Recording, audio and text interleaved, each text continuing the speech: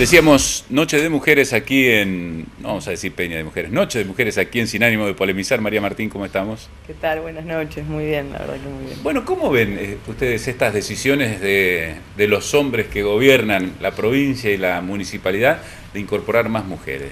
Bueno, la verdad ¿Acompaña que la tendencia de paridad, del pedido de reclamo por paridad? nosotros consideramos en general, digamos, que es una decisión que tiene que ver mucho con una decisión política de bregar por la igualdad, en particular en este caso, en el caso de género. Siempre lo decimos porque además José es un compañero de ruta en esto, porque también es épocas en las cuales es un discurso que todo el mundo comparte, que la igualdad de género, pero muchas veces vemos que eso se queda en una proclama. No hay muchos gabinetes en el país en los que el 50% de los cargos los ocupan las mujeres, y mucho menos aún en Hacienda, Gobierno, General, Comunicación, o sea, hasta hace poquito comunicación, cultura, ahora desarrollo estratégico. Claro, es una decisión... Desarrollo social, salud, sí, bueno, pero no en las duras, ¿no? Claro, exactamente, que son las que toman decisiones, las que tienen muchas veces instancias de conflicto, digo en el sentido positivo, donde hay que recurrir al diálogo, pero tener posiciones firmes. Y eso es una decisión que se materializa, no es solo un discurso. Por suerte vemos que también forma parte de un proceso de evolución, no es una situación aislada, pero hace muchos años que esto ocurre en la ciudad de Santa Fe. De hecho, la política insignia de nuestro gobierno, de la cual el día de mañana, cuando miremos en retrospectiva, vamos a estar orgullosos y es una caricia al corazón, es la política de jardines municipales, que hace poquito licitamos el 17, y la verdad que es una política esencialmente de igualdad. José, cuando la pensó, y fue el primer mensaje que mandamos al Ejecutivo cuando empezó el gobierno, porque ¿quiénes se hacen cargo de los chicos en las casas? Y digo particularmente en los barrios más vulnerables de la ciudad, porque quizás en el centro o en algunos lugares en los que la gente tiene una opción de alternativa privada. La realidad es diferente, ¿no? En aquellos sectores más vulnerables que aquellos sectores que tienen un poco más. Exactamente, porque los que tienen un poco más pueden propiciarse a través de el pago de un jardín privado o alguna oportunidad distinta. Lo cierto es que las mujeres tenían como única tarea y único trabajo cuidar a sus hijos, y esa experiencia... O si tenían trabajo tenían que dejar un hijo con la vecina, con su mamá, con algún pariente, pero generalmente era el vecino. Totalmente, y eso lo vimos claramente porque surgió una cooperativa, que es una cooperativa que se llama Historias con Hilos, que es la de las madres de los chicos de los jardines, que se juntaron y empezaron a trabajar, y que la verdad que produce resultados extraordinarios. Hoy proveen al municipio de ropa para los guardavidas, hacen tareas la que venden, y generaron una fuente de empleo muy genuina y muy virtuosa, que demuestra otro perfil aún más interesante de lo que es la política de jardines municipales. De hecho, respecto de la discusión de paridad, yo recuerdo, José es presidente del Partido Radical, y la verdad que fue uno de los primeros partidos, un partido histórico con mucha resistencia, digamos, en la que las discusiones no son sencillas, porque hay muchos dirigentes con muchas trayectorias que vienen de otra época y que hay que convencer. Bueno, con mucho el orgullo mensaje dijimos, para vos. El Partido Radical fue el primero en expedirse respecto de la paridad, o sea que la verdad que... y fue una radical, como fue Alicia Tate, la que promovió en la legislatura santafesina el cupo femenino. Alicia, una militante histórica, por supuesto, y me parece que ese es el desafío, porque la verdad es que hay mucho para dar. La perspectiva de las mujeres, nosotros... ¿Ustedes no sienten que hacen un doble escrutinio? Es decir, si son buenas funcionarias y además si son mujeres. La verdad es que quizás también hay una cosa ahí generacional. A mí me tocó crecer donde esa discusión ya estaba un poco más avanzada, no resuelta, ojo, siguen existiendo discusiones por dar y demás, pero en mi caso, cuando estuve en la facultad y con posterioridad, ya somos una generación en la que no es tan distintivo si eras varón o mujer, de acuerdo, o sea, la tarea que tenías, cómo te comportabas. No obstante lo cual, uno advierte que hoy en día hay muchas situaciones en las cuales son muchas veces los varones los que están en la instancia de toma de decisión.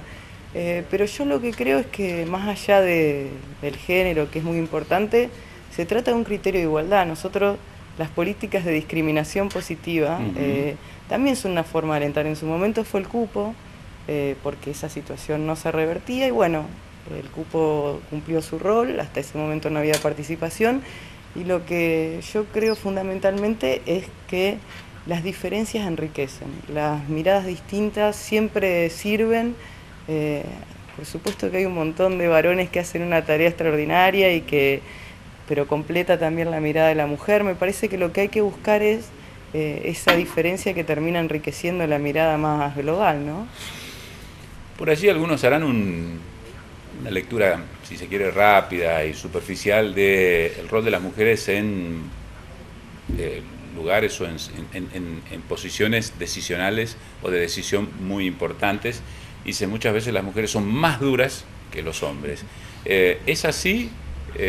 En tu caso, como secretaria de gobierno, te tocaba negociar con los sindicatos de los municipales y ahí no había paridad, sino que era un ambiente bien marcado machista, ¿no? Sí, sí, la verdad es que yo recuerdo con mucho, o sea, la tengo muy presente a la primer paritaria porque las representantes de Santa Fe éramos mujeres. Había ocurrido lo mismo porque Chuchi había sido la anterior secretaria de gobierno y la verdad que era una situación un poco novedosa también para los representantes de los trabajadores que creo que ese proceso lo fueron comprendiendo. Por supuesto que nosotros teníamos la responsabilidad de discutir los recursos públicos de los vecinos y vecinas santafesinos, por lo tanto teníamos claridad, pero claramente al principio pudo haber sido un poco más difícil hasta que nos conocieron y supieron, claro, aparte con juventud, claro, y mujer.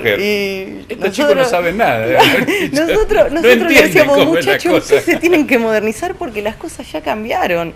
La verdad es que, y lo que vemos, por lo menos en el sindicato de Santa Fe, es que en las últimas elecciones de delegado y en las comisiones directivas hay una vocación de trabajar para incorporar mujeres a un sector en el que habitualmente no están integradas, los que la verdad que nos parece una buena noticia porque les va a servir si las mujeres complementamos esa mirada y me parece que bueno, que esa fue un poco la tarea y por supuesto que la discusión terminó de par a par con argumentos sólidos y con decisiones firmes, por supuesto. Claro. Y le vamos a parar, doctora, ¿eh? Le vamos a hacer un paro. Bueno, que hagan el paro, es lo que corresponde. Les contaremos el día. No vamos a dejar que eso sea el punto de discusión, pero me parece que forma parte del ejercicio democrático y lo que yo sí creo, fundamentalmente, que la tarea nuestra, digo, de las mujeres y de los varones, es de legitimar nuestro trabajo, de entender que más allá de cuál sea nuestro sexo, somos servidores públicos. Y que eso hay que honrarlo. Y si creemos en la lucha por la igualdad, en particular respecto a la cuestión de género, nuestra tarea es hacer todo lo que está a nuestro alcance para ser buenos funcionarios, para estar cerca de la gente, para escuchar, porque si no es una sola consigna, nosotros la tenemos que llenar de contenido para que efectivamente demuestre la potencialidad que tiene, ¿no? María, en la política, es decir, recién charlábamos fuera de cámara, ¿no? Esta vocación de joven que uno siente en la política, la llegada a puestos de decisión, a la hora de pensar en seguir o de transformar ese funcionariato en líderes políticos, se hace difícil. Digo porque el paso de llegar a ser candidatos con posibilidades, y esto quizás lo vimos en las elecciones pasadas de medio término, ¿no? La dificultad que tuvo el Ejecutivo para imponer un candidato, el intendente Corral. Yo sé que no lo dijeron abiertamente, pero se probó con Andrea Balsaña y no era la respuesta que esperaban. Se debió volver a Carlos Pereira. Digo, esta juventud, ¿les cuesta llegar? Bueno, en realidad nosotros siempre pensamos las lógicas como un equipo. La verdad es que en su momento la decisión fue acompañar la estrategia de Carlito, que es una persona con mucha experiencia, que viene trabajando por la ciudad hace mucho tiempo y que conocía la ciudad en detalle, y la verdad es que fue una buena experiencia. Nosotros consideramos que se cumplió la tarea, el resultado electoral indicó que 3 concejales ingresaron por la fuerza política de Cambiemos y 3 por el Frente Progresista y 2 por el justicialismo, en una elección que que fue bastante pareja, pero lo que siempre pensamos no es en personas individuales, sino en equipos colectivos. O sea, Nosotros en este momento lo que tenemos que pensar es en la gente, no en las candidaturas, porque venimos de una elección recientemente y es momento de decir, bueno... Está bien, ¿no? Uno no lo hace abiertamente, pero hacia adentro uno va formando el delfín. No es fácil formar un dirigente, no es fácil formar un líder, no es fácil generar un candidato que enamore, y si bien uno no va a estar desde ahora pegando afiches, sí hay lo que se denomina el idioma gestual, ¿no? Si aparece al lado del intendente, si aparece... Yo lo digo honestamente, Osvaldo, lo que nos pidió José en este tiempo y es a lo que hemos asumido el compromiso, es a trabajar intensamente para aprovechar la oportunidad que tenemos hoy, que no siempre se tiene. Nosotros tenemos hoy, cada día es una oportunidad para cambiar la vida de la gente, para trabajar. Después llegan los tiempos de la política, yo no los niego, lo que me parece es que hoy tenemos que tener 100% la cabeza en la tarea a la que nos hemos decidido abocar, que es un servicio público que nos exige respuesta, que tenemos un plan de obra muy importante que hay que continuar, que tenemos que conversar con los vecinos cómo hacemos para que todo ese plan de obras impacte de la manera negativa por las complicaciones propias que traen las obras, poder conversar mucho con los vecinos. Tenemos muchos objetivos respecto del norte de la ciudad que está cambiando, todas estas inversiones en desagües que están tratando de contrastar años de sufrimiento en lugares donde la gente la pasó muy mal. Hoy tenemos la buena noticia que honestamente yo no creía que iba a ser parte del gobierno, que tenga los 3 desagües, en el caso de Llerena ya terminado, pero el Larrea y el Espora en marcha. Son noticias muy importantes para la ciudad porque ahí había avenidas que se habían pensado sin desagües, por lo tanto llovía y era una pileta, y quienes más sufren son los más vulnerables. Hoy tenemos que pensar bien cómo hacemos para aprovechar y conseguir hasta el último recurso del gobierno nacional. Nosotros tenemos una carpeta de proyectos muy importantes, por eso pudimos poner en marcha el Plan Hábitat en Guadalupe Oeste y Coronel Dorrego, y en Barranquitas, en Chalet San Lorenzo. Todas estas inversiones requieren una dedicación 100%, sí. Y lo digo honestamente, porque si no nosotros, si estamos pensando ya en las candidaturas y demás, comprendo la política y será otro capítulo. Hoy lo que nos pide José es trabajen codo a codo con los vecinos, aprovechemos la oportunidad, porque si no, si nosotros perdemos el horizonte, perdemos oportunidades, y es precisamente lo que no queremos, ¿no?